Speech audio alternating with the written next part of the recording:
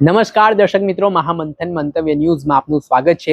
ધારાસભ્ય ચૈતર વસાવા વલસાડ જિલ્લાના ઉમરગામ ખાતે સરીગામ આવેલું છે ત્યાં પહોંચ્યા હતા, જેમાં જે 2 જીઆઈડીસીઓ બનાવવામાં આવી છે તેમાં આદિવાસી સમાજની જમીનો પર આ જીઆઈડીસી બનાવવામાં આવી।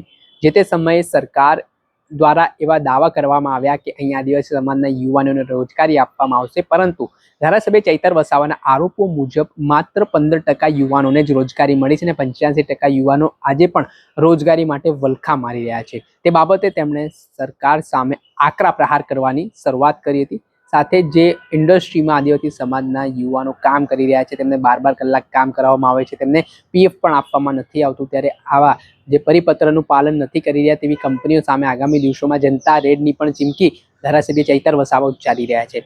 વાત આટલેથી નથી અટકી રહી। વલસાડમાં જે આદિવાસી સમાજ જે મૂળ માલિક કહેવાય આ ધરતીનો, તેની જમીનો છીનવાના પ્રયાસો થઈ રહ્યા છે, તેમને નોટિસો પાઠવવામાં આવી રહી છે, તેમના જે ઘરોનું ડિમોલેશન કરવામાં આવી રહ્યું છે તેને લઈને ધારાસભ્ય ચૈતર વસાવાએ ચેતવણી આપતા શું કહ્યું તેમને સાંભળો। સરીગામ ખાતે જે જીઆઈડીસી આવી છે એમાં અમારે કામદારો, મજૂરો અને અહીંયા જે કર્મચારીઓ, શ્રમિકો છે એમને લઈને પદયાત્રા છે।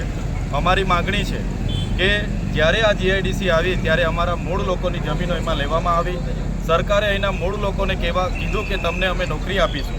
આજે 85% જે મૂળ લોકો છે એને નોકરી મળતી નથી।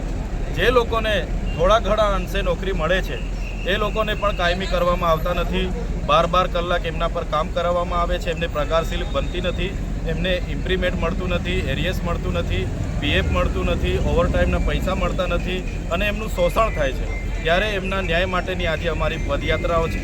સાથે સાથે અમે સરકારને કહેવા માગીએ છીએ, એક બાજુ સરકાર મિનિમમ વેજીસનો પરિપત્ર બહાર પાડે છે અને આ જીઆઈડીસીના કારખાના માલિકો, કંપની માલિકો સરકારનું પણ માનતી નથી, ત્યારે એ મુદ્દાને લઈને આજે અમારી પરિપત્ર છે। જો સરકારના પરિપત્રનો અમલ આ લોકો નહીં કરશે, આવનારા દિવસોમાં તમામ કંપનીઓ પર જઈને અમે જનતા રેડ કરીશું।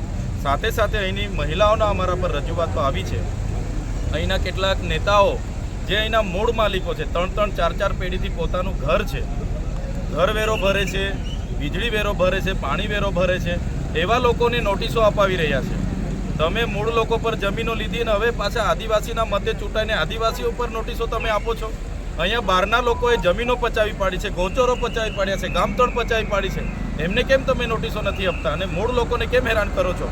ત્યારે એવા નેતાઓને પણ કહેવા માગીએ છીએ, તમે ચાવીથી ચાલતા રમકડા બનવાનું બંધ કરો।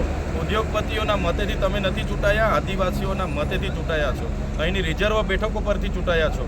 જો તમે અમારા લોકોના ઘરો તોડવાની વાત કરશો, બુલડોઝર ફેરવવાની વાત કરશો, અમારા લોકોને હેરાન કરવાની વાત કરશો, આજે તો અમે પદયાત્રા કરીને રેલી કરીએ છીએ, પણ એ દિવસોમાં અમે રેલો રહીને તમારા ઘરે આવીશું, બિસ્તરા પોટલા સાથે મહિના તમારા ઘરે રહેવું પડશે, અમે રહીશું, પણ અમારા લોકોને હેરાન થવા નહીં દઈએ। એ આજના આ રેલીના માધ્યમથી અમે સંદેશો પણ આપવા માગીએ છીએ। આપણે સાંભળ્યા ધારાસભ્ય ચૈતર વસાવાને, તેઓ રોષે ભરાયા છે અને આ મામલે તેમણે કહ્યું છે કે આદિવાસી સમાજને જો એનકેન પ્રકારે હેરાન પરેશાન કરવામાં આવશે તો હવે જોવા જેવી થશે। તેમણે એવું પણ કહ્યું કે જો હવે આદિવાસી સમાજના ઘરો તોડવામાં આવશે તો અમે ગોદડા બિસ્તરા લઈને તેમના ઘરે પહોંચીશું, તેને જ લઈને રાજનીતિ ગરમાઈ છે। દર્શક મિત્રો, આવા જ નવા વિડીયો સાથે આપણે માહિતગાર કરતા રહીશું, એટલે મહામંથન મંતવ્ય ન્યૂઝ જોતા રહો।